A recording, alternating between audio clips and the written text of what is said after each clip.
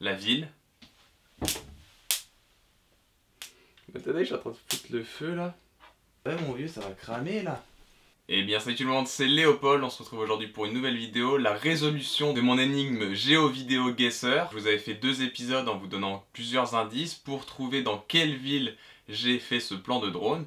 Donc Antonin Barbier, un ami à moi, a trouvé la réponse et a trouvé la ville dans laquelle j'étais, et je vais vous expliquer en détail les indices avant de vous expliquer comment Antonin a réussi à trouver tous ces indices. Donc le premier indice de cette vidéo, j'avais dit c'est une route qui relie Bordeaux à Orléans. Donc pour aller de Bordeaux à Orléans, il y a 3 routes principales. Soit on prend de l'A10 tout le temps, c'est-à-dire de l'autoroute qui s'appelle l'A10, l'autoroute A10, qu'on prend tout le long. Soit on paye un peu moins cher, on donne un peu moins d'argent à Vinci et on fait de l'autoroute A10 jusqu'à Poitiers. Ensuite on fait de la N10 en passant par Angoulême jusqu'à Bordeaux. Mais il y a une autre façon de faire, c'est de prendre l'A20 en passant par Limoges et ensuite de récupérer la N10 à Angoulême, ce qui fait le trajet le moins cher. Et donc moi sur ce trajet de A20, j'avais repéré un château très joli et je voulais le prendre en drone. Sauf qu'en sortant de cette autoroute, je n'ai pas réussi à le retrouver. Mais je suis tombé sur ce joli village. Et comme je le trouvais très joli, j'ai fait un plan en drone. Donc mon premier indice c'était ça, une route qui relie Orléans à Bordeaux. Donc il y avait 3 possibilités, la bonne réponse c'était l'A20. Ensuite j'ai mis le plan du drone pour que vous repériez à quoi ressemble cette église. Et en plus il y avait des indices comme quoi il y avait un cours d'eau et puis un château pas loin.